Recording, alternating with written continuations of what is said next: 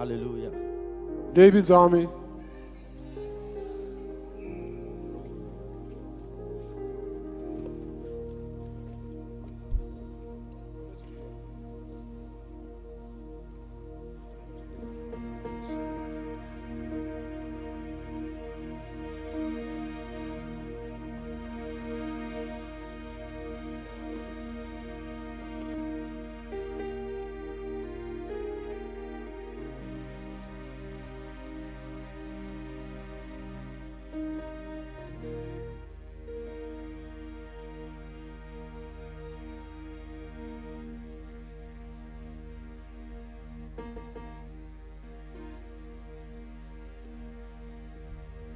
David's army!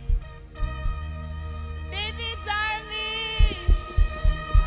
Please, let's rise up on our feet. Praise God.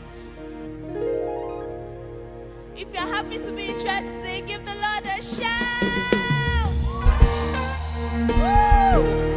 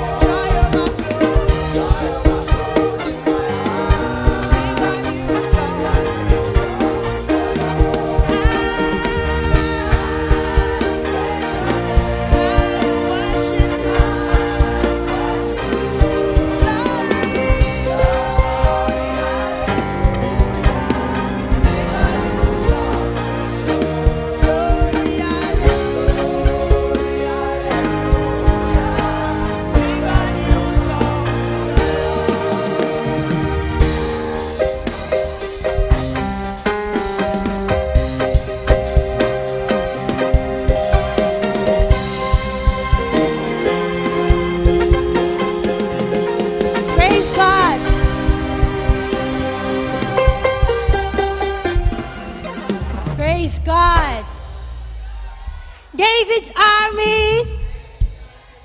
David's army. You guys are not looking like people that are happy to be here today. Are you happy to be here today? David's army. So you can have your seats. So today, we're going to be doing something very, very interesting. We're going to be having, we are still treating at sea. And today we're talking about, who can guess what we're talking about today? Today we're talking about money. How many of you are interested in money? Okay. You're not too young to start making and multiplying and managing money. All right? So today we have a couple of amazing people here in our midst that are ready to bless us with their experience and with their wealth of knowledge. So I'm going to be introducing these people to you. And of course, you know the David's Army style. I need you to celebrate these people. These people, do you know what the Yoruba people call Ejanla? Who are the Yorubas you have in the house? Hey, when you hear Ejanla, these people, they are mighty in their field. So I need you to give them the David's Army welcome. All right? So the first person we have today is no stranger to all of you. She's no stranger to all of you. So I'm just going to give you a short profile of her before I call her name so I don't give her away. Okay? So this person, she's a fashion designer. She runs a fashion house known as Coco Manila. Okay? So, they've already put her up on the screen. Her name is Oluwatobi, and we know her here as G-Tobes. So please welcome G-Tobes.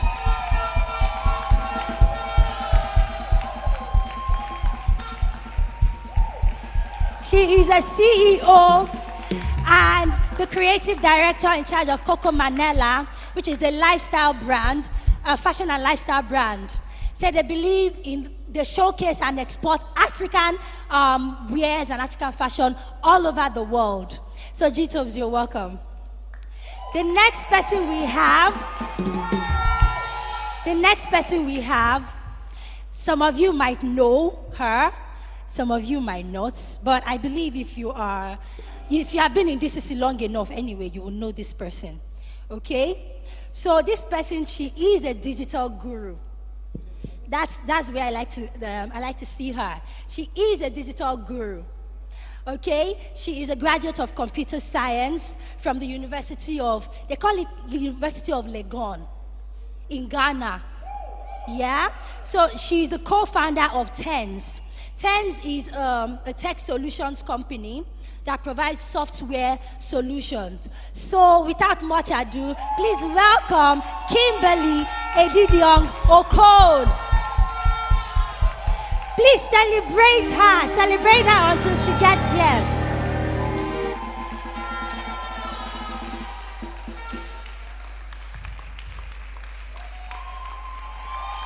Celebrate her till she gets here. And for those of you that are not celebrating her very well, chill. Just so you know, when you leave here, you are going to jam her in T-Nation because she is the famous TK Tribune Kimberly. Please, a round of applause for her. And then last but definitely not the least, we have another amazing leader in our midst. Most of you, of course, you also come to church, so I'm sure you must know Zelma. Okay? So Mr. Zelma is a graduate of public administration, and he's somebody that I know that wears a lot of hats. I will not even be able to count all of his businesses here. He runs Zelma Group, and under Zelma Group, he has a coconut oil business. He's also a musician, and he's also in the business of music. He also has Zelma Shoes, Zelma Logistics, and the list goes on and on and on. So with Jesus' joy, help me welcome Mr. Zelma.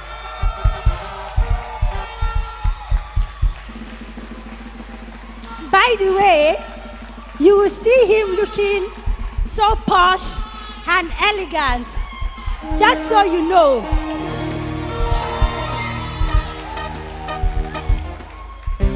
Just so you know, you might see him looking all posh, elegant, and looking very sweet.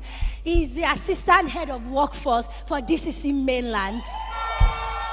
And not only that, he's married to a very beautiful woman with 2 children, a boy and a girl. So please give it up for Mr. Zelma.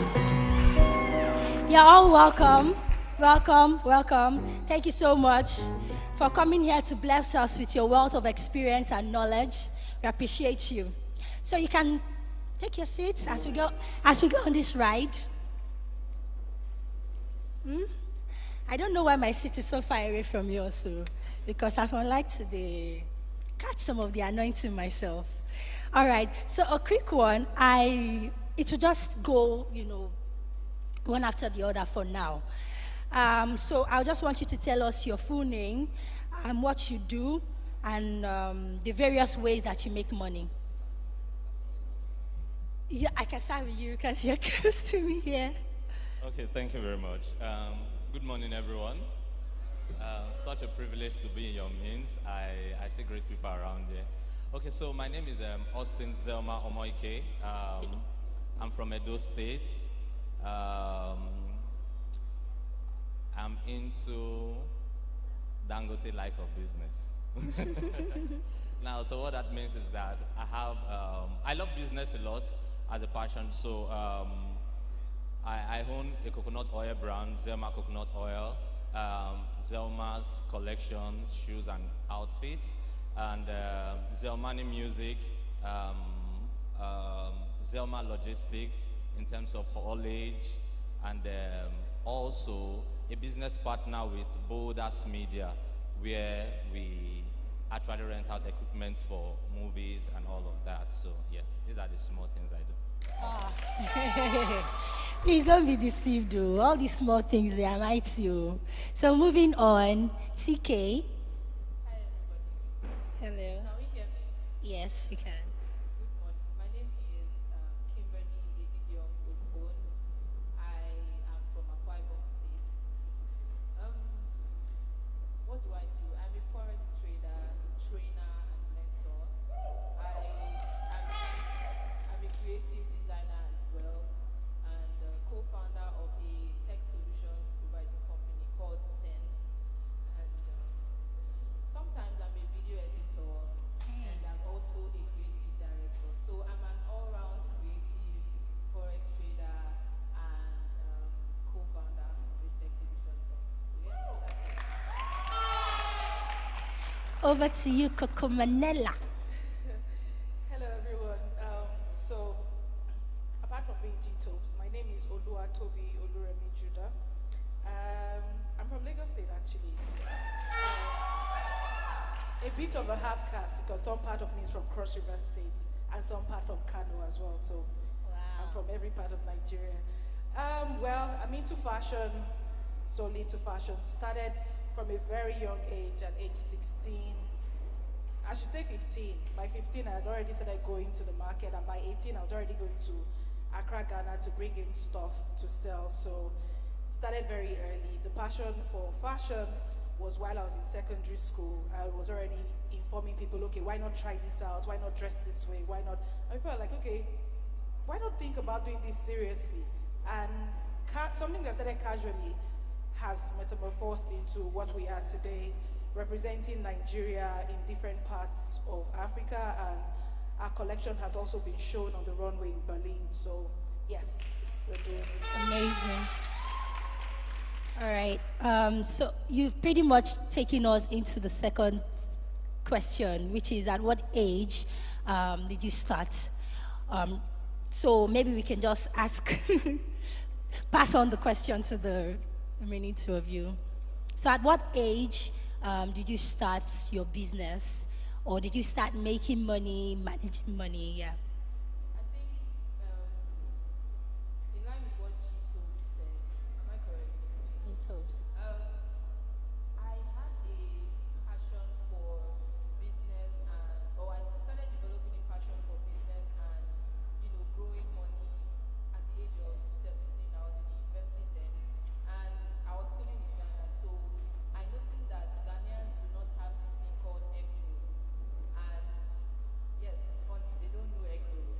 Yes, so I was in a school that was populated by Nigerians. So I just decided that, okay, well, let me just start doing something too. That was when the sense of responsibility came in. So I was like, let me start doing something to, make money and grow this money. And when I started, my egg roll would sell out almost immediately because it was mostly Nigerians that were buying and just a few Ghanaians that were curious. But that was when I realized that there's power in when you decide to provide a solution or you decide to meet a need when there's a scarcity. So I started business generally at 17, but then when I graduated, I had to stop the business, do NYSC and everything. And Forex came in 2017. I was 20 at the time, 19, 20 at the time. And yes, I was 19 at the time. And I just was very, very intrigued by how people, the whole idea of making money online and just being in the comfort of your home, because the 9 to 5 life was not doing it for me. I mean, it's great for some people, but I just knew that it wasn't something that I was really interested in. And then Forex came, and I decided that I was going to take 1 year of my life then I have bills, so I have time. So I decided to take 1 year of my life to learn it and just see how it went for me. So 1 year, went to 2 years, went to 3 years, went to 4 years. So here I am. So that's for Forex. With the tech company, Tent, like I said, I just have a passion for seeing things grow. And it started as a training school. And then, because I was training people in Forex, I decided that we will focus on providing these tech solutions to people. So I have a partner, and so what we do is what we will do then is we will look for companies that need tech products, and then we would work on those tech products, and we will build them and we'll give them to those companies. We'll manage the websites, develop everything they needed. So that's how I started making money, or that's how I just delved into business from 2017, 2018, 2019, and so on and so Till forth. date. Thank you. Thank you. Okay, so my case is different, sure. I'm not sure I have passion for business, but I have passion for money. Okay. They are two different things. It's the thing that gives me money that I'm motivated about. So I started business. I started looking for money. Let me not say business. When I was 9, 10. Wow. And I started it from my mates. So I did try your luck. That you look for balloon, you pay me money. I now look for balloon. And I hid the real gift. So you would have played and played, and the real one, that the quality gifts comes at the end. So that's for me. I like money. I started it. And then it was sweet. Do you understand now? Yeah. So I continued. That was when I was young. Obviously, I was very young then. And then while I was in the university was when I started my clothing brand. I just felt like, okay, Taylor, do this one, do that. And people would say, it's nice, it's fine. I'm like, okay, I can start, pushing the ideas and selling it. So I started with a few, and then I was fortunate to do some for free for some celebrities, around Nigeria. And then they started wearing it for their events, and then get my name mentioned. And so it started growing from there. Although some do it, say. And then, because of the fact that I could control my time and make money at the same time, I had to lean on business. Do you understand? So the time I have now I said, okay, if I can do this one, do that one, I still have so number of hours in the day. what else can I do? So the more time I have, the more I think of what next I can do to make money. So I just keep popping up things. Coconut oil. I went somewhere. The charge for coconut oil was too much. How would I buy this smart in this amount? I had to look for how to make it, and then I started making it, and I was selling it cheaper and branded it. And then I began to supply companies that make creams, cosmetic creams, in large quantity. I went to a hotel one day. I wanted to buy shawarma. For sure, will be free. Shawarma was not expensive than my table. It pained me. As I thought about it, I said, this thing, I can start it. I had a shawarma business that I rode for like 3-4 years with a group business with about 4 or 5 branches. So if I have time, I will keep making money. Yes, so that's it. Beautiful. By the way, if you have any questions, you can just write down your questions, and at any point in time or after the session, you can always raise your hands for a mic or to give your questions to any one of the ushers you see around. All right? Okay, so far we've talked about the making money part, right? And seeing that, we've heard it over and over again, like for you to grow wealth, you need to learn the art of making money, managing money, and multiplying money. So my next question to you guys is, what has your journey with that process been like so far? I know we've talked about making money and how early you started making money, but what has your journey with, managing this money and multiplying this money been like?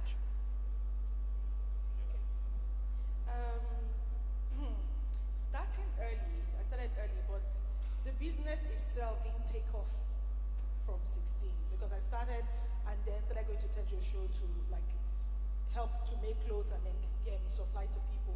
But funny, the business started only 6 years ago, Coco Manela as a brand. And that was when I decided to put structure in place and put a system in place. Because there's one thing to do business and there's one thing to build an organization. Because if you want to build something that would outlast you, you have to put pillars, you have to put a structure. Trade is different, very different from, trade is business and organization is wealth creation, because then you can actually get people who can see what you've done and replicate it. So that's the thing. What will outlast you is when you think wealth. Because right now, people see the brand Coco Manela. Okay, yes, I have a clothing brand, I make clothes. But also, we are wardrobe consultants. If you notice, there are a lot of women who are going into the boardroom nowadays, and these women need style. And the global fashion is looking into Africa now. People don't understand. But a lot of people are still thinking, oh, let me wear what I saw internationally. International brands are looking at Africa. And most of these ladies who are in the boardroom want to dress, let it be African, but let it be contemporary. So that's where we come in. And also, we just felt, okay, yes, we have one part who's handling that. And when you say, how do you manage it to keep money, especially in Nigeria, is one of the most interesting things. You really have to, you can't do it without God. Trust me. I started early, I gave my life to Christ early, so it made me apply a lot of the wisdom I got from the Word of God into my business, which was one. And I had to be very focused, because when I even decided to stop going to Tejo Show to make clothes or Lagos, I started working with TV as a media personality, but I was also on the fashion desk. So I managed a lot of fashion designers, I saw the runway and how to do it, and I knew I could do better. But you know, when you're working under someone, it's limited what you can advise them to do that they will take. So that's why I decided, you know what, let me set up my own. So we have a media arm as well. And really, that's it. So structure, wisdom, knowledge, and mentorship, those things you cannot play with it. I had to look at people who had done it before so that I don't make the same mistakes. And then a lot of exposure. I could stay up till 2, 3 a.m. reading. No matter how old, I'm sure even in my 70s I'll still do that. Stay up reading, go from Coursera, free courses, whatever webinar they're doing, I'm there trying to inform myself. And people are like, you're not acting like you are designing for Nigerians. Nigerians want to see some. I'm like, no, I can't limit myself to the Nigerian market. There's a lot happening. Because when I tell somebody, oh, my pants go for 50K, and they'll be like, but is it not that tie and dye trouser? But by the time I go for an international trade show and tell them the pants is $150, they're like, oh, that's so affordable. Why would I want to sweat and kill myself for somebody that will price it? So you have to think global and you have to think value. So wealth creation is what I would always advise anybody. Can your children, if you are gone today, can your children actually come and continue what you actually started? So that's actually the end.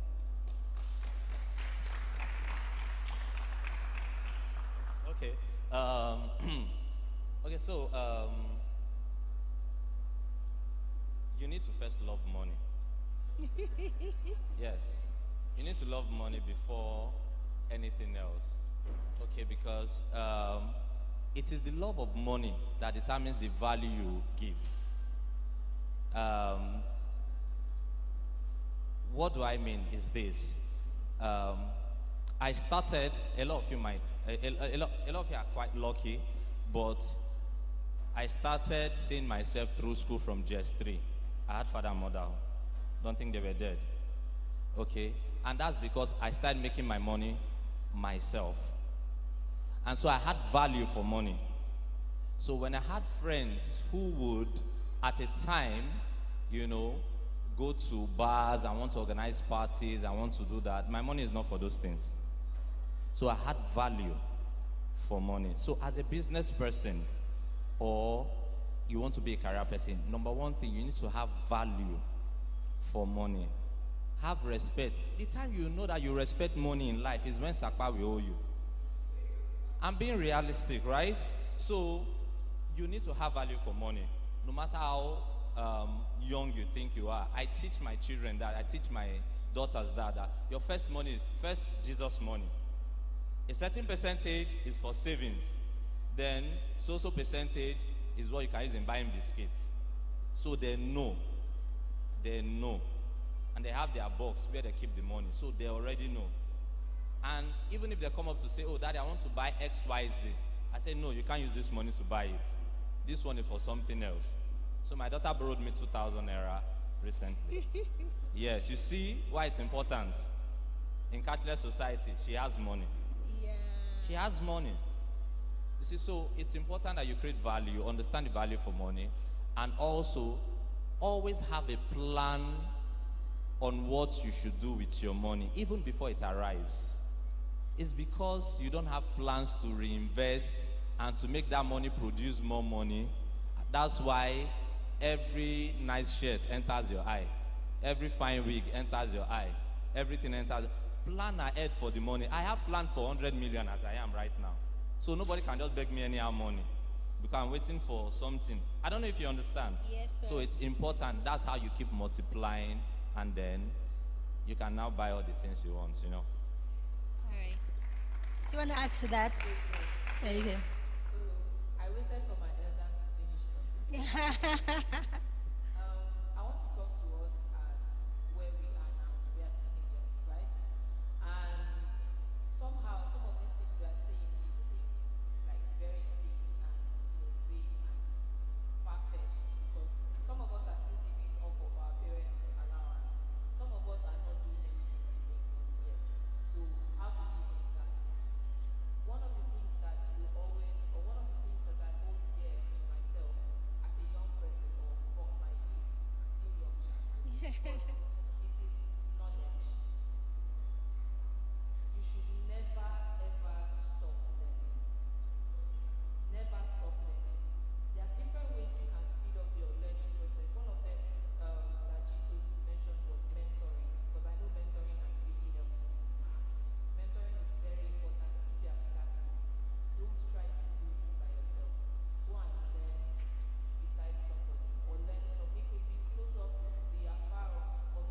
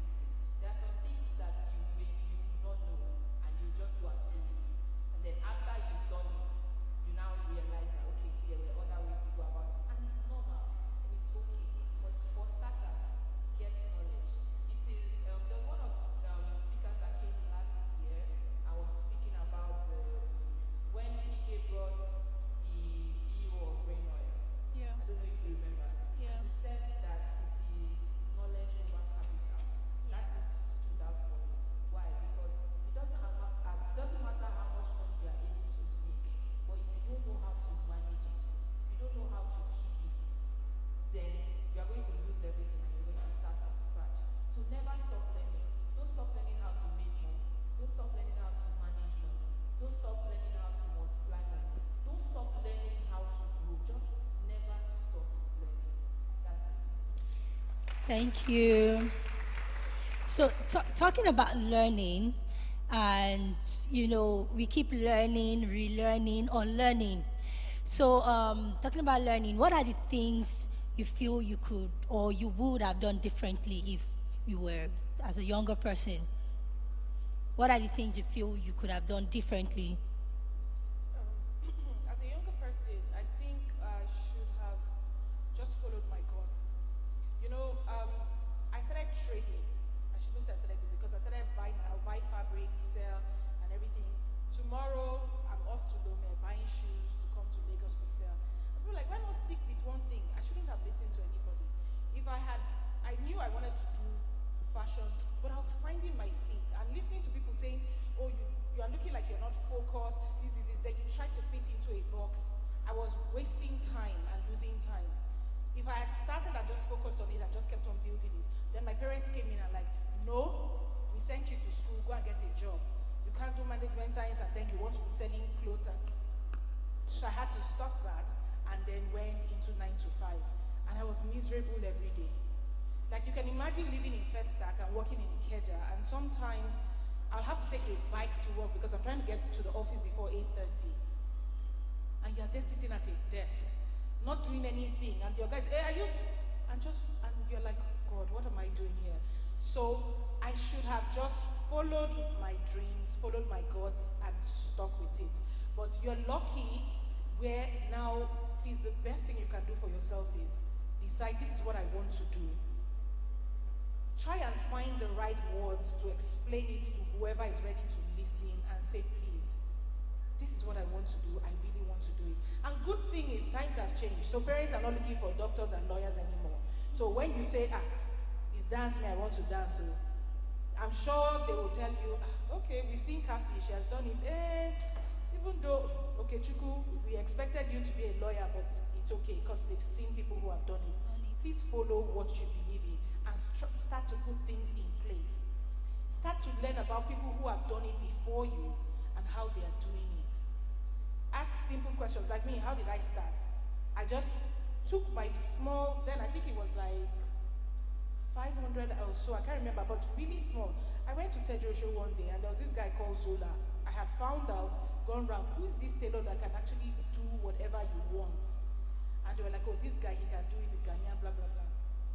And I went there. I will resume there in the morning. Normally people will come, give the tailor and go away. No, I'll give you my cloth and I will wait there with you. I'll go down, buy fabric, stand there, you will cut it, sew it, do everything. So not the one I'll go and come back and you tell me you left it to do some other person's. So I was very diligent and I was very serious with it. Everybody was like, you this small girl, your mates are thinking of how to write JAM and get into uni. Like, I'm writing JAM, but I'll still be doing this. I've always, like what Delma said, yes. If you do not like money, you will just chase passion. And sometimes, having just passion in business is not really it. You'll not be able to place value to what you're selling. Then anybody will offer you anything for what you're doing. But when you know, like, I value my sweat and I value my time, then you can place the right price to it. Then you will know that, look, I have to put the right quality to get the right amount. After all, I'm trying to get 100,000 naira now. What can I do to get 100,000? If I sell 1,000 things at this price, I will get 100,000. Or if I sell 10 things at 10,000, I can. You just have to break it down to what the naira and kobo is and start with it. Then break your time also. Time is very important. Apart from loving the money, like what I do till today is I break my 24 hours into hourly blocks. This 1 hour, what am I doing? Am I going to be facing social media to see what's happening there? Because I realized when I left it to staff to do it, for them is work, for you is your life. So if you don't oversee what they are doing, trust me, they will run you to the ground in Lagos. Because a lot of Gen Z people who are working today, they want to know what's happening with their TikTok. Your business, now you sabi, just do and pay me at the end of the month. So you have to be on top of it. As you started now, start from your bedroom. Stay there. Okay, this is what naira and kobo, this is what I want to sell, and then let me be on top of it. My money, your account, your books must be in place. If you come to me and say, I invest, I want to do this, can you give me some money to do? Okay, when you started, the first 5 you sold, how much did you sell it for? When did you sell it? Who bought it? That's tracking your money. So love the money, know the value, track it, and be accountable. That's really it. Yeah. Okay.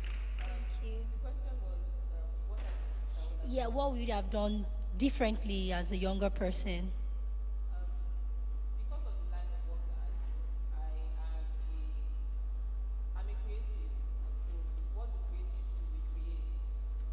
I recently started a YouTube channel, and it was like a couple of months ago. I didn't even put up. To me, I know that I didn't do too much, and the channel went, in the space of 5 months without me doing any form of publicity. The channel went from I think about 300 subscribers to 1K subscribers in I think just last week, and I was celebrating it. But one of the things that I learned from what happened there was that as a creator, you are created to create. Do you understand? So do not hold back on that thing that God has put in you. Okay?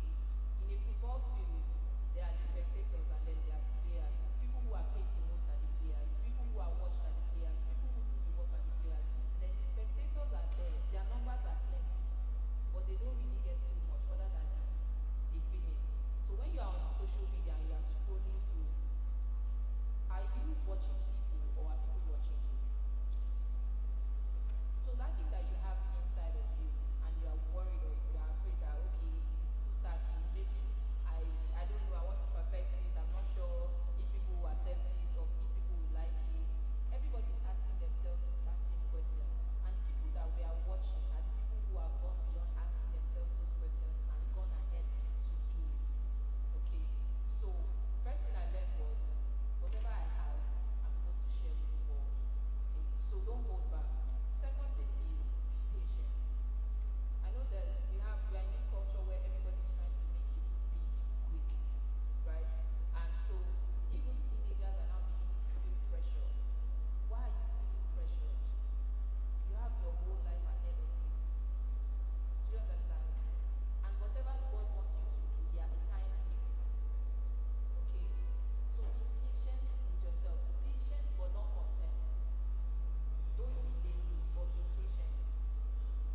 So you are seeking knowledge, but while you are seeking knowledge, apply what you are learning and allow God to do the rest. So that's it. Be patient. All right, thank you, thank you. All right, Mr. Zelma. Okay, so I think what I would have done differently is taking advantage of the social media age. I am too manual. I'm like old Otiska. Like I just want to do the thing, let it be working, let me just stay. You understand? But I realized that taking advantage of such a stage, no matter how good you are, and if you are not out there, people will not know you. And then that's why you see original product may not be there, but people will keep buying substandard because substandards were well pushed to our faces. And so I'm still doing it. I'm trying. Okay. So trying to take advantage of using social media as a marketing tool. Yes, it's one thing. And also, I didn't learn early to place value on my worth. Yes, so because it will come a time some people will tell you, this Gucci is, let's say, $300, and you want to charge this amount. Who are you? Then you will now cut down costs that you don't have transport to go to the market to buy the material because you want to deliver. And you know that when you make the shoe, it will be better than that Gucci that somebody brought from Abba. Do we understand now? Yes. But because of you don't know your worth, you now said, okay, Oga, don't worry, give me 8,000. I will manage. I will do it. You might do 5,000 shoes and not make 3,000 naira because you don't understand your worth. So it took me time to realize this. And then when I woke up, I said, I have to be paying tithe in this church. I woke up and then somebody approached me for shoe one day and I told the person 25,000. Somebody else 35,000. Palm slippers 15,000. And I said, go and try. You can go and come back. You know, and then you see some people after that one, they say, man, this guy's shoe is nice, this guy's stuff is nice. You see, gradually people start accepting me because I stood on my worth. So you need to also stand on your worth when you know what you are doing. Awesome, awesome. Okay, before we go to the next round of questions, remember, if you have any question and you want to ask your question, you can raise your hands for the mic to locate you, or you write it down and give it to the ushers. I know we already have some questions on ground from the teenagers, but I'd just like to ask one last question from here before we go into their questions. And the question is, what learning opportunities are available to young people in your field? What learning opportunities are available to like teenagers in your field that they can, start learning early to, get and apply themselves? Okay, so I didn't have the advantage of what you people have right now, having people talk to you and all of that. So it took me a while, and so I learned from the streets. So this is what I do, and I think I've done it here before. There was a time they did this workshop in church on how to teach people on how to make shoes and all of that. I got materials for free for people, and also brought guys who taught them how to make slippers. And then I'm glad that I could see a few people who have started it today as business. You can take advantage of social media, YouTube, and the rest of them. Learn whatever you like. For me, if you like anything I do, approach me. I will take you through the process, and I will help you through. That's the best I can do. I think so. That's like an open access right there. You guys should celebrate. Thank you so much. Thank you, sir. For me, you have to pay money. Learning opportunities. There's a lot of knowledge about digital work online. Most of what I do, I learn by myself. I'm grateful that I had mentors, and I know that really helped me. So, firstly, I'll say that you should seek counsel for what you're interested in. There's safety in multitude of counsel, right? So, seek counsel. If you're interested in anything, just talk to somebody who you're accountable to with leader, and just say, this is what I'm interested in. Why? Because they will help you to be accountable to the process. Okay, I want to start a hair business. Good. I have seen this website, or I've seen this page I want to learn from. Good. How far have you come? How well are you doing? They will keep you in check. So, seek counsel. And there's a lot of knowledge online. YouTube is a good space for you to learn what you want to do. Anything you're interested in, you can find it on YouTube. So take advantage of YouTube. And learn people skills. Learn how to network with people. Learn how to make friends. Not just for the sake of vibes and chill, just because of value. Learn how to make valuable friends. That will really help you, so that if there's something that you want to do, you have a friend of value that you can always reach out to. And make yourself available to platforms, seminars, especially those ones that are free, because right now, we really can't afford the expensive ones. So make yourself available to platforms, events, and seminars that teach people skills, knowledge, and all of that. Try as much as possible. If your parents need to be aware, tell them about it. When they see how passionate you are about it, they will respect it. And even everybody around you will respect it. So make yourself available to those platforms. And I think that's it. Just go to YouTube, make yourself available to platforms that teach people stuff that you want to learn, and make good friends. Yeah. Thank you. Okay, for me, what helped me starting out was there was this platform called Eventbrite. I don't know if anybody knows that. So as a young person, I used to go there a lot to look for free events to attend. So whatever they were doing that was close to me, or I could ask somebody for transport fare and just go to just get knowledge and get to see people, just listen to people talk about what they've done. Because when you listen to people, somehow you get inspired to get to do what you want to do. So Eventbrite's a very good place, very good space to know about events. And YouTube, like Kimberly said, is a very good foundation to start. But don't now call yourself a fashion designer because you learned how to sew on YouTube. No. That's a good place to start. But then you'll find out that there's a way to start and there's a way to run. So go and learn and then get to know how it's done professionally. Because when you see them sew it on YouTube and you now go to proper formal school, you now realize that when you're sewing a woman's shirt, it's different from when you're sewing a man's shirt.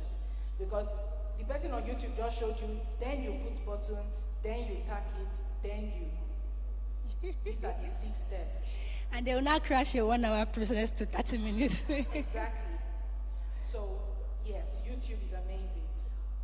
Speak to people. I'm always excited when young people want to start out in business, because starting out early is the best thing you can do for yourself. The best gift you can give yourself is, you know what are you doing with your time?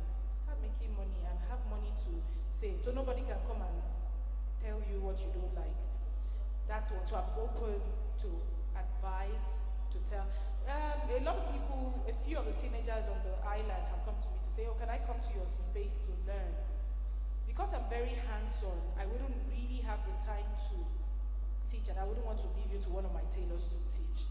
So I try to tell people, I give books, even though my books are like gold to me, but if you want to learn, I have a full library.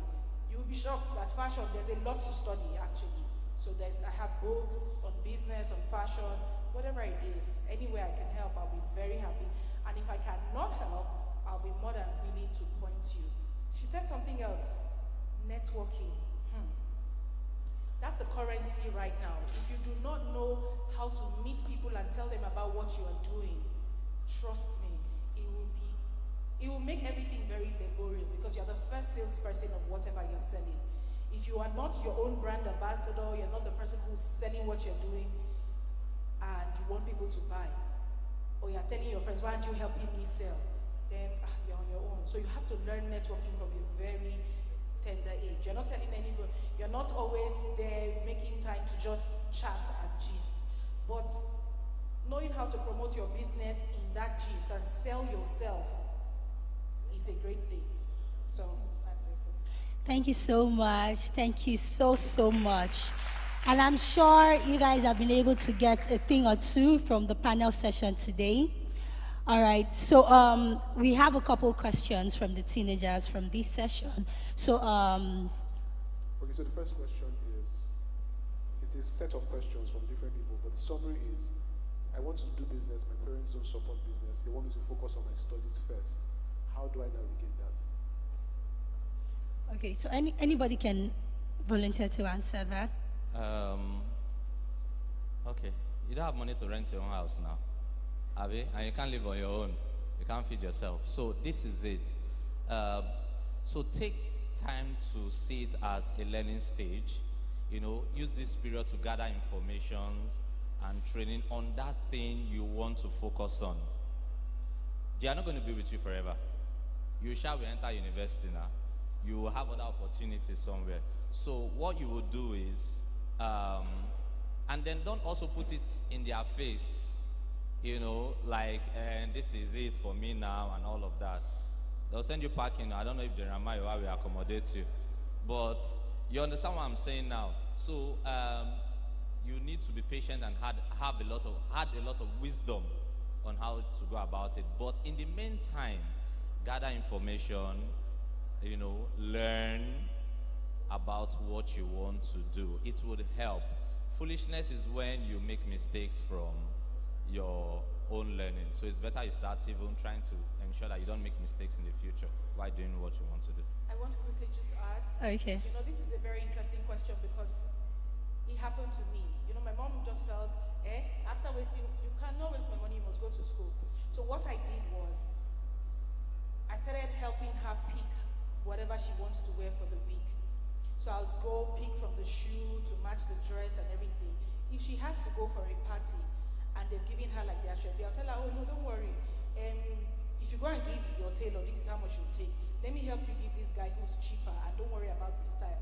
I will help you pick. I'll go bring it, embellish it. I mean, now people are doing stoning. Then I would actually stone one stone after the other, the whole outfit by myself with glue and my. I should be like, okay. You tried though. Thank you, mommy. I'll smile and go give her. She'll wear it, and people will comment like, this is nice. Like, it's my naughty child that will not listen. I'm naughty, but with time, when she saw that she was getting compliments and all, then she was like, maybe, but not that you face this thing now and forget about your books. And I'm like, no, I can actually do. So you have to humble yourself. You know, some people might want to feel, after all, if I ask you to buy me this, you tell me you can't. Now I want to help myself. No. You have to use wisdom and you have to humble yourself. So Thank you. That's really it. Thank you. Do you have another question? All right, next question says, Okay. I have school, I have a startup, I'm committed in church, I feel overwhelmed, basically. How do I balance all the demands in my life? Okay. I'll just quickly say, like I said, you have to put your 24 hours in blocks of 1 hour. So it's happening to me right now, because right now you have to divide being a mom, being a general in church, being a wife and all that. So my first 1 hour, I pray, take care of myself. I must sit down between 6 a.m. and 7. I'll pray, get everybody ready, leave the house. 7 to 8 is either my Bible, a book, or something with a cup of tea. You cannot bother me at that time. Because that's when I used to collect myself and be prepared and make sure my mind is present for the day. Then the next 1 hour, I'm like, okay, where are the mails? Is this mail coming from church? Is this mail coming from, let me attend to it. Then the next hour is like, okay, business, let me quickly do it. And then church, there's supposed to be a report. Because trust me, you're writing reports in DCC. You will do this. Make sure so everything, plan that hour to hour, this is what I'm going to do, so that you are not overwhelmed. And trust me, when you have reached where you can reach, don't be afraid to ask for help. Don't be afraid to delegate, to say, look, can someone else do it? And don't be afraid to rest. GM made me come home to reality one day. Whenever I take naps in the afternoon, I feel so guilty, because I'm like, I should be working. I should be doing something productive. Why am I? My friend, calm down. Shut your eyes. And I realized when I started doing it guilt-free, from time to time, it helps me be more productive. So don't be afraid to rest. It helps you give better of yourself. And don't be afraid to plan. If you fail to plan, you plan to fail, trust me. So that's the way to keep that overwhelming feeling at bay. Thank you. She said something that usually used to happen to me. I don't take afternoon naps because after I sleep, when I wake up, I feel useless. I'm like, what are you doing with your life? But why are you overwhelmed? You're probably overwhelmed because you're trying to do everything at the same time. There's something about, there's a quadrant I learned sometime recently, and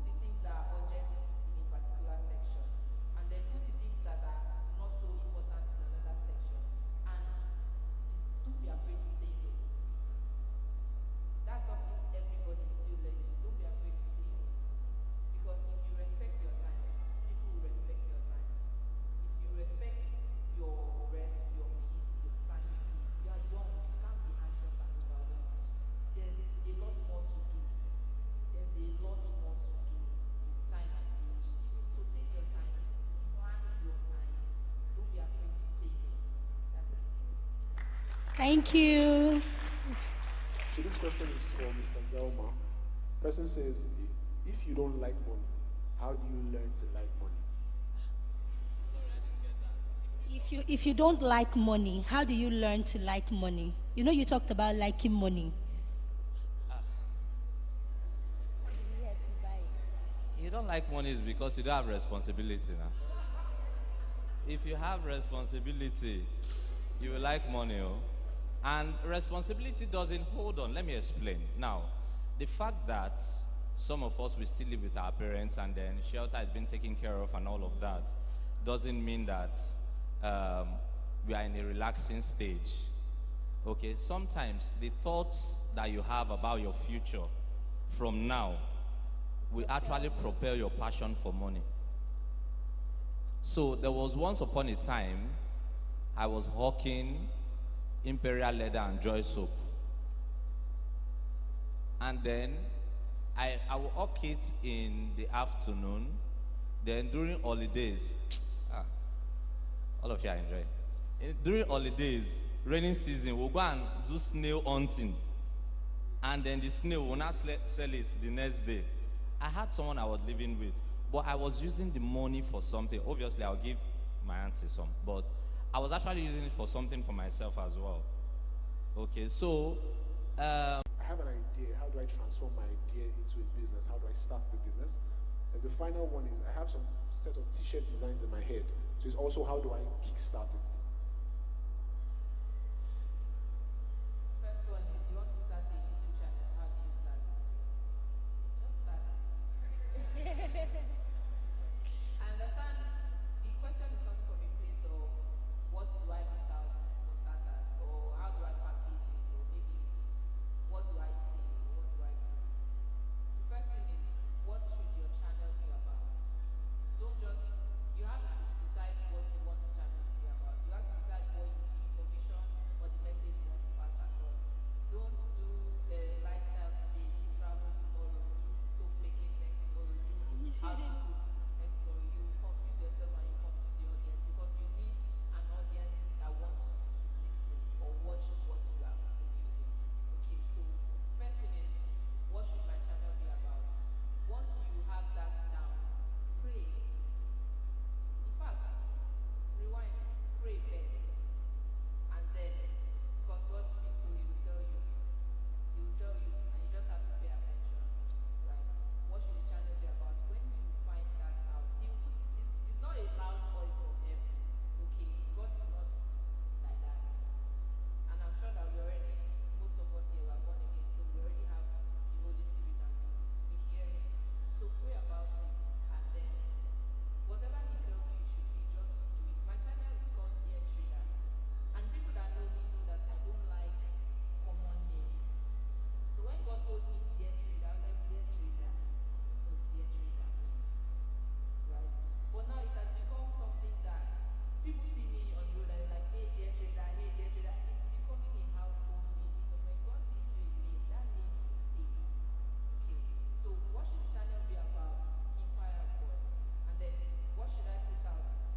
Sit down, plan what you need to do, and just from the level that you are. Don't try to, if you don't have brake lights, it's okay. If you don't have all the equipment you need, it's okay. Just start where you are. Really, just be with your phone. Android or iPhone, just start with your phone. Position it somewhere. Record your videos. Put it out. Because after a while, years to come, people who are where you are now, without all the equipment, all the knowledge, and all the ideas, will look back at where you started from and say that if this person started here, you can start here. Right? So start where you are. You will grow. Just know that one. You will grow and you will get better. But start where you are. That's it for the YouTube channel. Then the next question was T-shirt designs. t-shirt design team. You have t-shirt designs in your head, in your mind. You sound like you want to do a lot of things at once, and that's fine. I don't know if that's fine, Sha, but so the t-shirt designs, again, there's nothing that is in your heart that God is not concerned about. You know, sometimes we try to do things and then bring God in later, but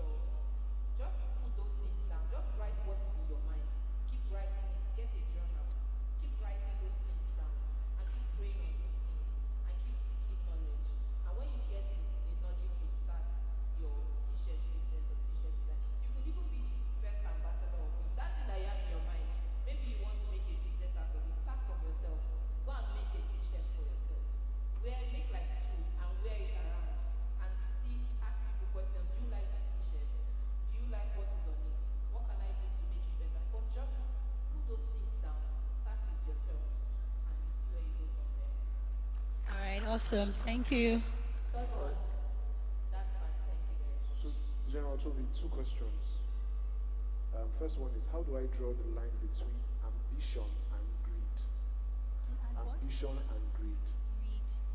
And then the other one says, how do you think fashion should make people feel? Okay. How do you draw the line between ambition and greed? Now, how do I say this without sounding very contradictory? Okay, this is me now. Ambition is such an amazing thing because ambition is you've seen a gap and you want to create value to fill that gap. And greed is you've seen something and I don't know how to put it. You know how you can scheme and go about it to make money off it.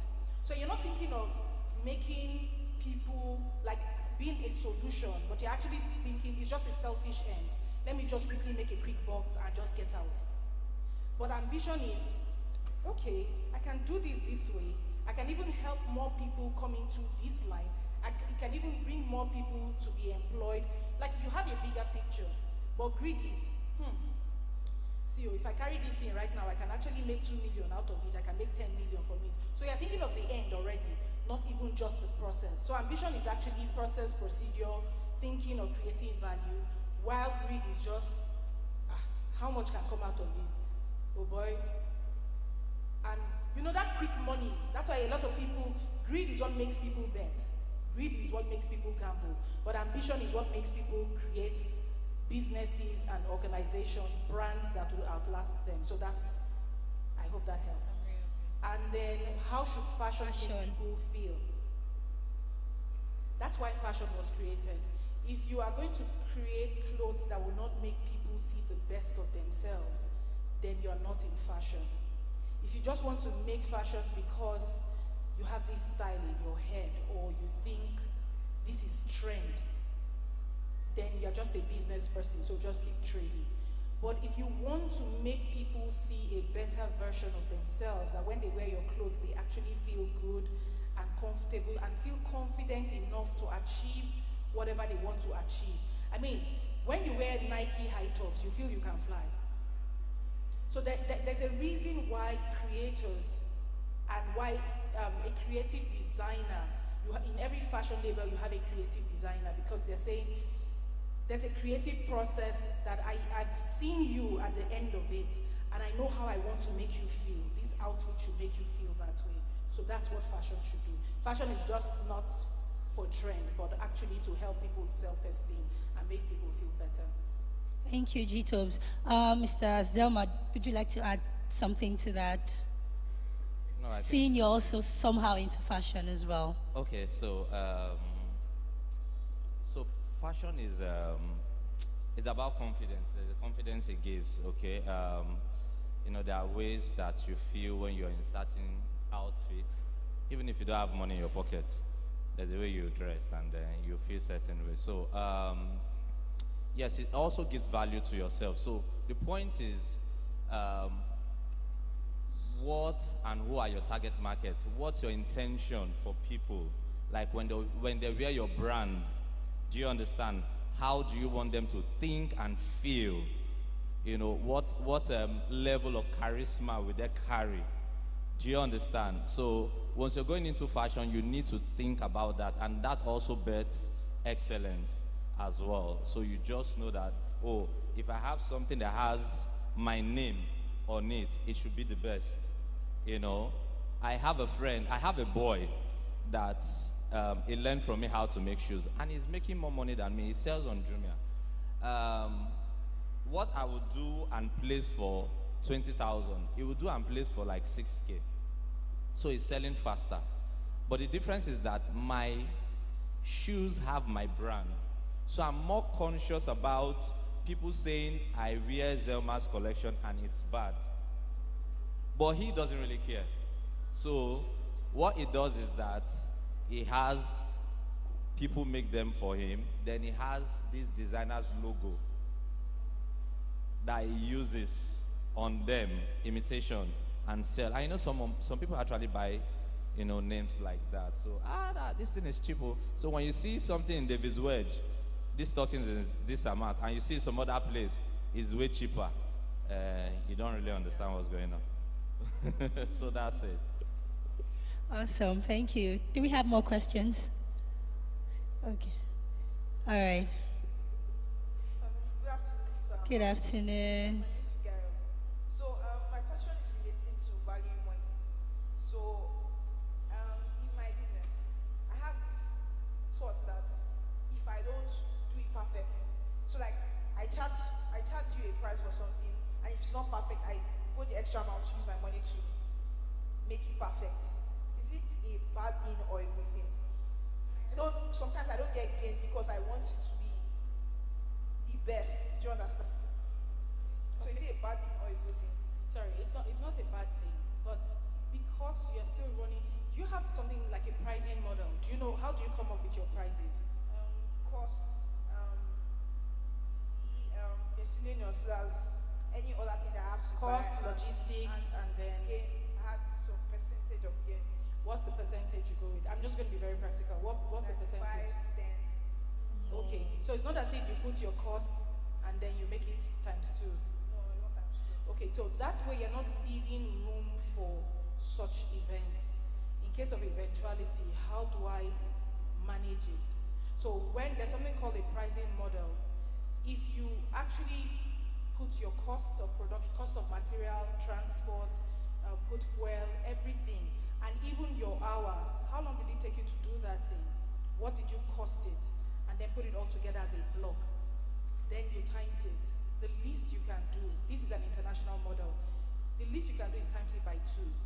And that way you give that little gap that just in case I've done this and it doesn't work, I can now go the extra mile, and it's not at a neck-breaking cost where I am now left with nothing. You have to think of yourself, you have to get paid. So when you do and think of just profit and not thinking of your own hourly charge, you've shortchanged yourself. Does that answer you? All right.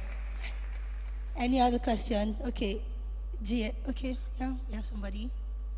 Okay, thank you very much, because I really got some things from there, and it's answered my question partially, but I won't say it's completely answered it, because it's just to pick some things and join. Like, I heard be patient, I heard love money, I heard like align your time, like an hour, that kind of stuff.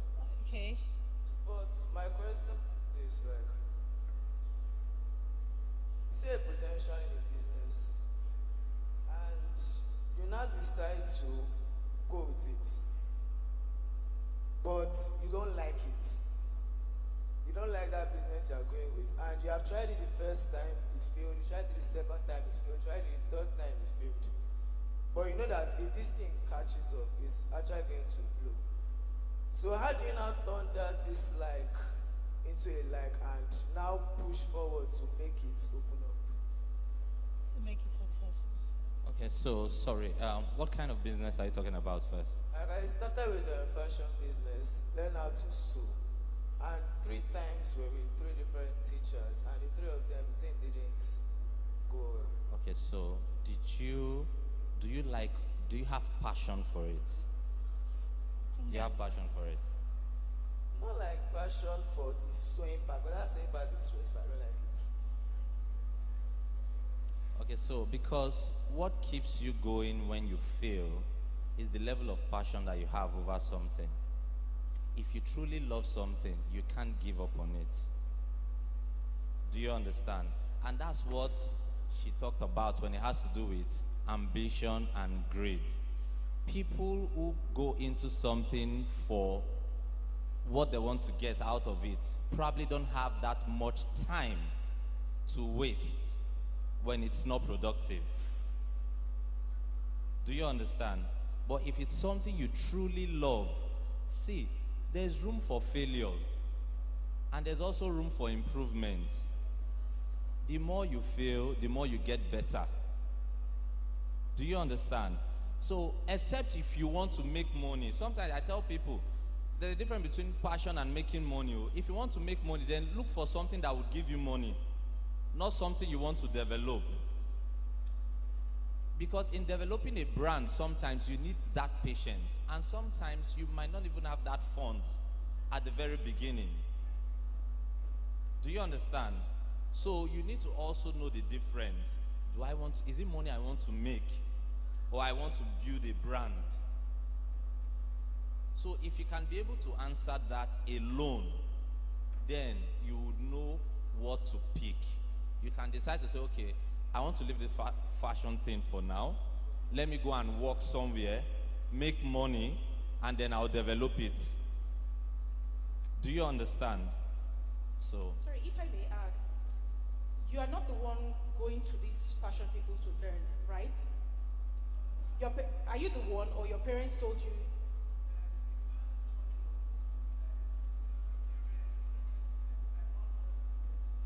No. So what I understand, because you said you don't like it.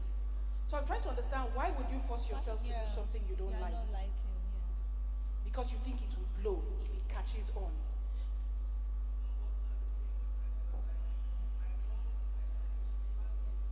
Exactly. So without you even saying, I get it. Because it's what happened to, as a young person, my older sister was told, after junior, I go and learn how to sew. And she saw it as punishment. Each time she was going to the tailoring school, she was crying. On the other side, I was eager. I really wanted to learn how to sew. But my parents felt, oh, she's the firstborn, she's this, she's that. Let's make sure she has like a side income. But this is another child who really wants to do this thing. But they were forcing the person that didn't want to do it. And there was nothing they could do. They tried, they changed the teacher, changed the school. She still wasn't interested. Finally, they bought her sewing machine. She sold it. I bought it. It's just it. So that thing about it will blow, scratch it off. And think of the and thing you really don't want. have to learn how to sew. The thing is, if you don't learn how to sew and you go into the fashion business and you get people to come and sew, the day that they will cut your cloth and leave it for you and walk away, that's the day you will know the value of actually knowing how to actually put needle and thread. So that's the only reason why. Internationally, there's no fashion designer that really knows how to sit down on the sewing machine or bother themselves to do that. So you can go to tailors. Can you learn how to illustrate? Can you draw? Can you sketch? Yes. So why not face that and take it to the tailor in Lagos Island or Tejo Show and let them first do it. Let you even see your idea come to life and have someone wear it. Start from there. And that way you can even build your love. When I see people wear what I've done, the reward for me is more than what you pay me. Because just walking on you and I can see somebody and I don't even know you and you're wearing it, it blows my mind. So that's the difference. Don't force yourself. If you don't like it, only look for what you like and do it. Yeah. Good afternoon. Okay. My name is Ogochukwu, and the question is, how do you balance the networking side of things? Because from what you've said, I suspect there's a part for relationship building and the business side of things. So how do you balance the relationship with the business? Because I feel one will suffer if you lean too much on one side. Okay. You can sit down. So most of my good friends somehow started as business partners. There's just this thing about good business. It creates good friendship. But let's not go there. To maintain that relationship is just intentionality, right? It's not easy. It's work. And it's sometimes just a little every day.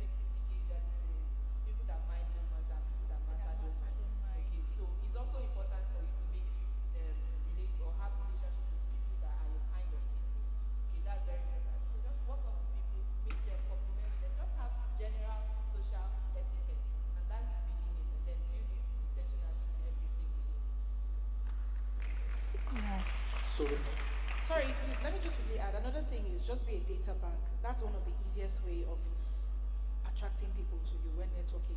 If people can see that you give a lot of answers to things they've been thinking about or pondering about, whatever that field is that you're networking on. So networking is not just an empty thing. There's something you're networking. So you're networking with like minds in the same industry, same field. How much of it have you read that you can actually talk about? And they see that from this person I can gain a lot. Or when we are talking, this person has actually read far and wide, has experience on it and all.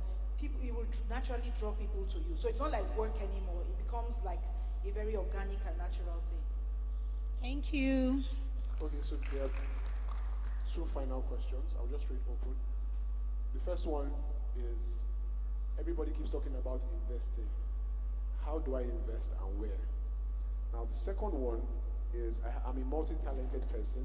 This one is specifically for Mr. Zelma, but everybody else can contribute. I'm a multi-talented person.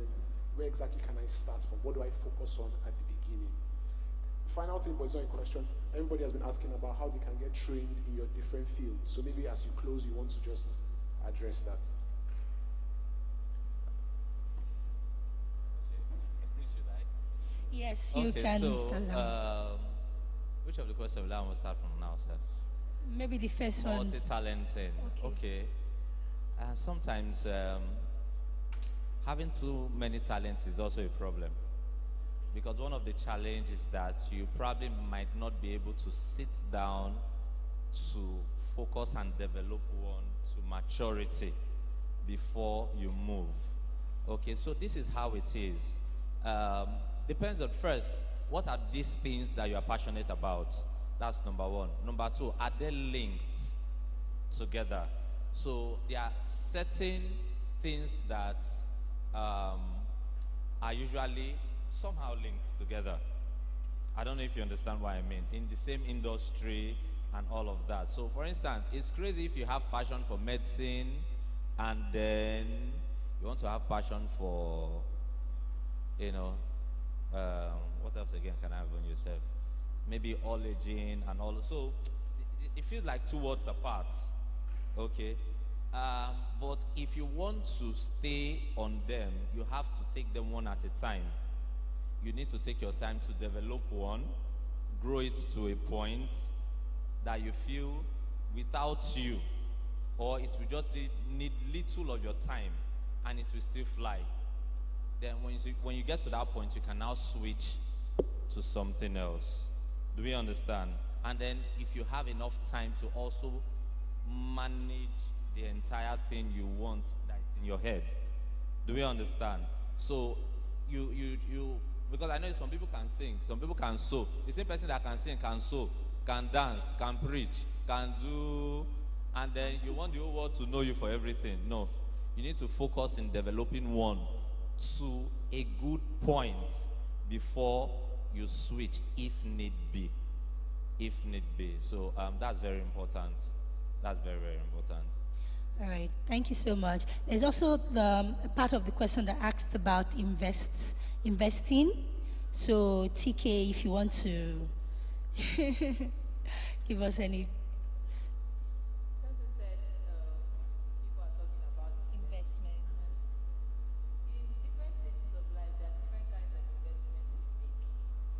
At this stage of your life, the kind of investment you should make is knowledge. Right? Invest in knowledge. Learn about what you are interested in. Learn about how to monetize your interests. So that, like Minister Zelman said,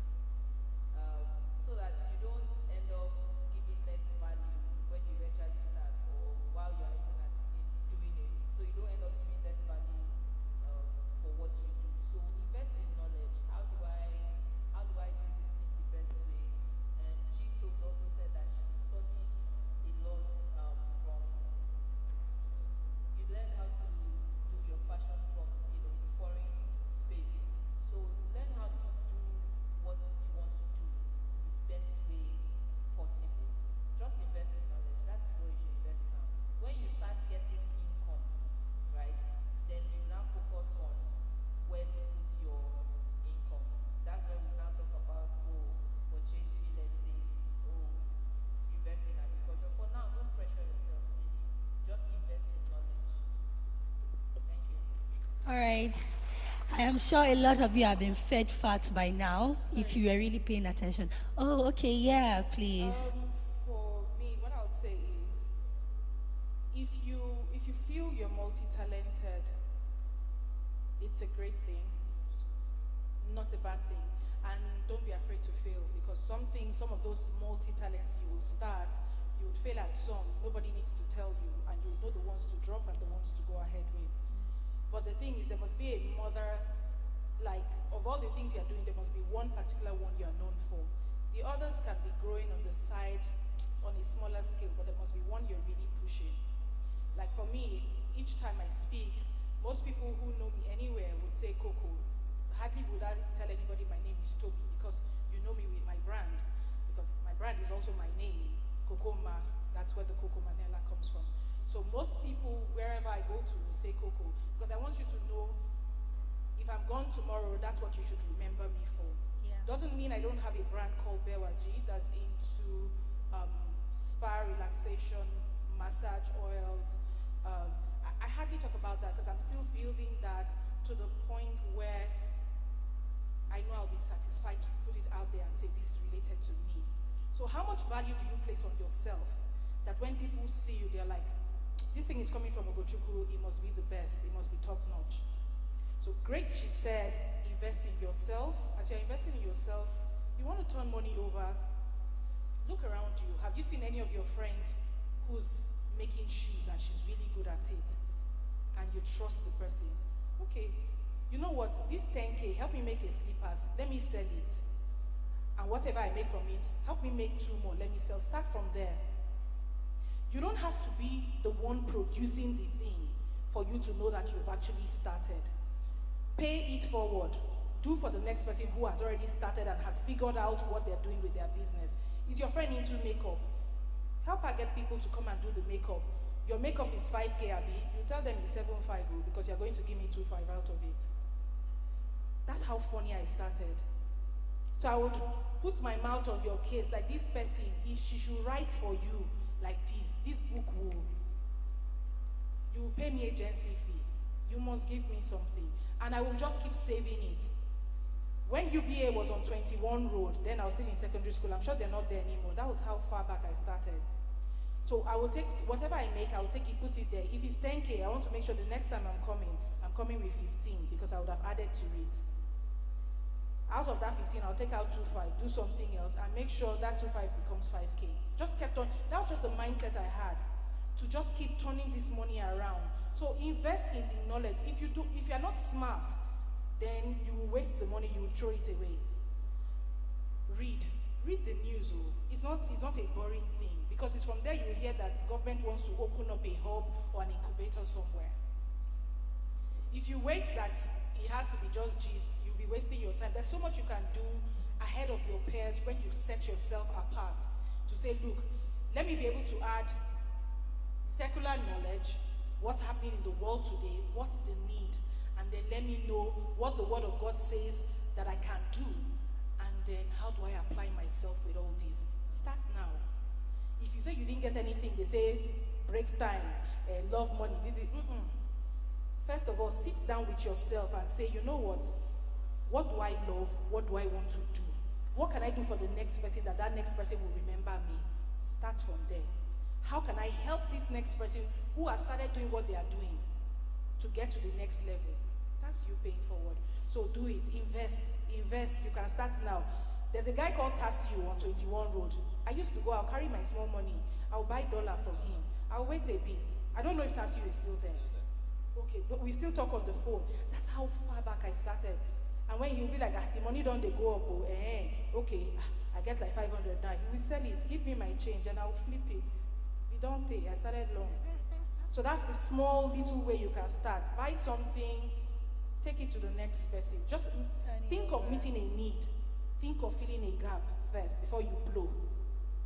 When you actually think of creating value, the blowing will come afterwards.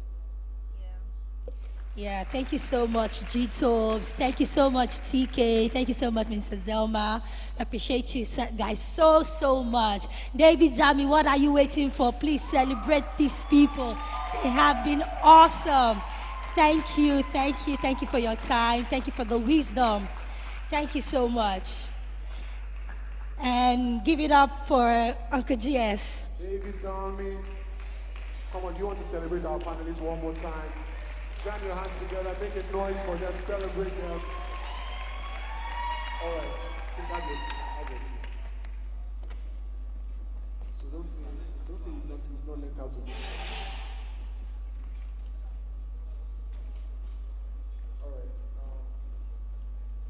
let's play a quick game. So, we learned about money this morning. Who just feels like they have more money? Who feels like they just feel we need to do it? She never is like, I say a lot. Now, you learned about money, so I want us to play a quick game. Just to test our perspectives of what to spend money on. And I want you to be honest. Yes, it is. Your name is on it, obviously, so we're just going to shout your opinion wherever you are. Just shout your honest opinion. The game is called Need versus Want. Need versus what? What's the first one? Versus what? So when I call something, if it's a need, you shout need. If it's want, you shout want at the same time. Whichever one you think it is, just shout what it is. And be honest. Be honest. Because I don't know what you need. So it might actually be a need to you and be a want to the other person. Now for a need is something that you find is compulsory. I need it. A want is, if I have it, I don't have, it's fine. Are we ready? All right. Now this applies whether you're in secondary school or university. Because all of us need what I'm about. Well, you decide for yourself. But school shoes, need or want? Yeah, sure. You can join Selena and go with yes. Okay, need, Abby? Skechers or trainers?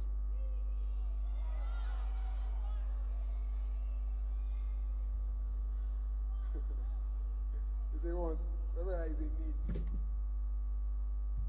Mobile data.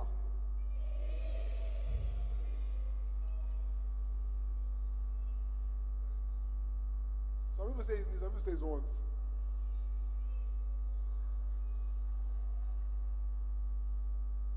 It's a want now. Or GT, let's finish the list. Then we'll now. Wait, hold on. I don't know what you need. I don't know what you want. It's fine. Now, you said mobile data is a need. It's a need, are we?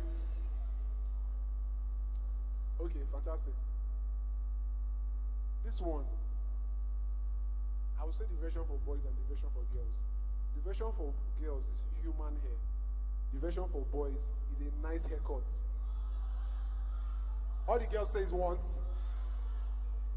I'm sure you don't need this want. But you want the need. A nice haircut, just a fancy haircut. It's a want. Hey, boys, haircut is a want. Oh, really? Interesting. Hey. Okay, fine. Next one.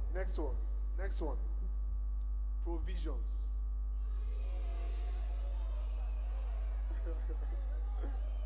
Daniel fast.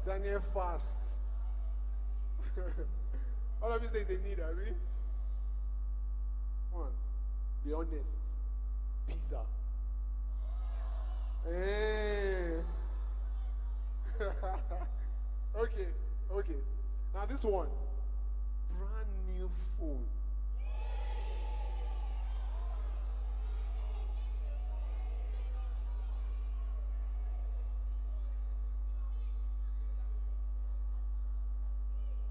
It's a want, it's a need, it's a want, it's a need. It's a need.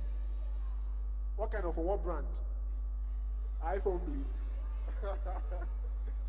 All right. Next one. School fees. Okay. Next one. Be honest with this one. Be honest. Textbook.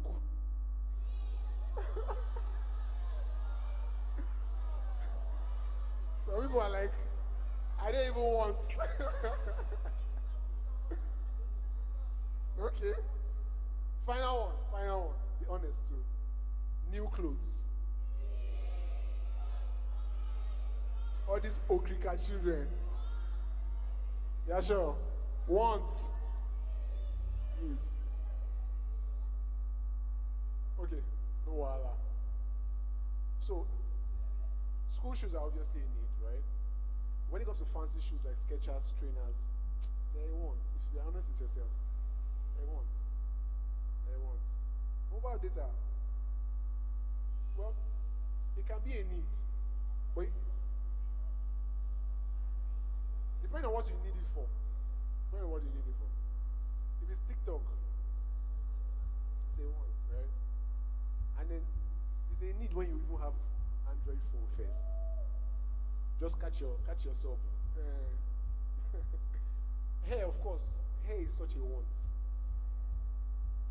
But for the guys, some guys said haircut is a need. It's a want. Hey, people are looking like Rastafarians. Don't cut your hair. It's a need. Provisions is obviously a need, right? A new phone is a need. Must it be new? Yeah, sure it must be new. Okay. Of course, fees is a need. Go to school, please. If you said fees they want, see me after service. Go to school. Textbooks is a need. How is it a want? How is textbook a want? It's a want. What are you reading for your exam? Okay, online. E-books. Interesting. Okay. Hope you are reading this online book. Of course, new clothes. Depending on where your wardrobe is. Depending on where your wardrobe is. It can be a need or a want. Alright, just a nice game to just test our priorities. Alright, so we're going to take our offerings in a little bit. If you have your offerings, package them. Projector, please. For those of us that will say no cash, put the account details on the screen. Package your offering. Give. I've been hearing this since morning. GS, no cash. Alright, package your offering quickly. Let's pray over them. The account number is on the screen. Do your transfers to David's Christian Center and to David's Army GT Bank account. If you have your offerings package, just leave them up to God. If you have your offering, just leave them up to God. We're praying now. Quiet in the hall. Alright, Father, we thank you for the seeds in our hands. We know that everything we have, you have given to us. We have no issues giving it back to you. Thank you for supplying this seed. We thank you for your word that has said that there will be a harvest on every seed. We receive our harvest in the name of Jesus. All right, as the baskets go around, let's listen to the following announcements. Remy and Okwere. Let the baskets go around as we take our announcements. Praise God. Our new series at Seas continues next week Sunday for 13 to 15 years old at the base. So the base is at our church office at Apple Junction. Tour of duty would hold on the 26th of February for 16 to 19 years old. David's Academy, a 4 weeks discipleship program, begins next month. Selected teams will be contacted. If this is your second time worshiping with us, please can you wave? Second time. Please come forward. Please let's make some noise for him.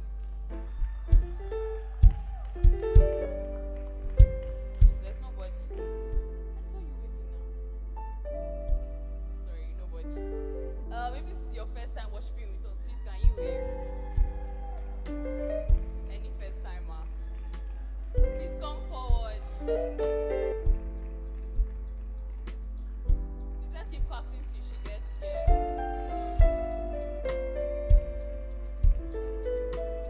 Hi.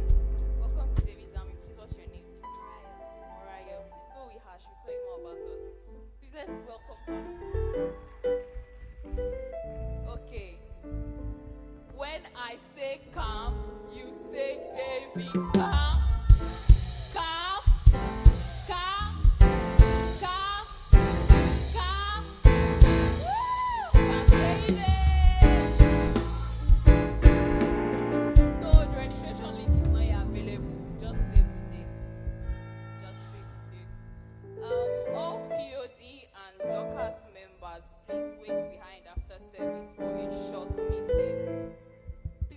Bye. Cheers.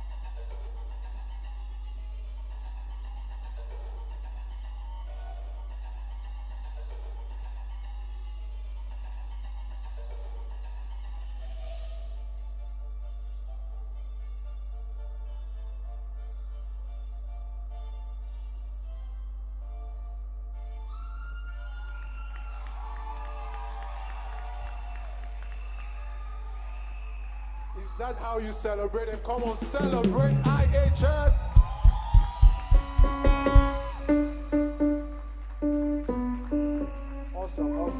Awesome. So, well, I believe we caught it, but do we know what that dance was about? What was it about? I'm sorry? Aside from fellowship with believers, are we? Yeah. So, thank you, IHS. This will be our first topic in March, first Sunday in March. This will be what we'll be talking about, fellowship with other believers. Can we celebrate IHS one more time? As we take the confessions. I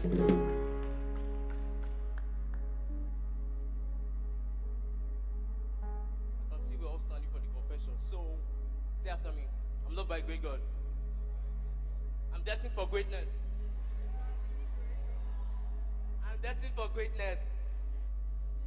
Hard work for victory. Therefore, I never lose. I'm on fire for God. I show forth His might in every area of my life. No circumstance is big enough to subdue me. Because I'm a God, a child of God, and a lover of God.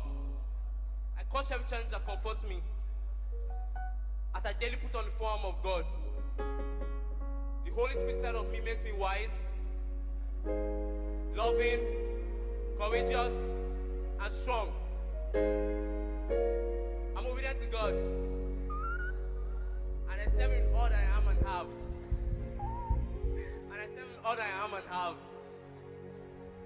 My name is Divine, and I'm a giant slayer who is on fire for God in every area of my life. Alright, before you go, final announcement. Next week, Sunday, there's 12 gifts. 16 to 19-year-olds, just wait behind. All 16 to 19. If you're 16 to 19, once I'm done talking, just come to the front. If you're 13 to 15, your service next week, Sunday, is not here.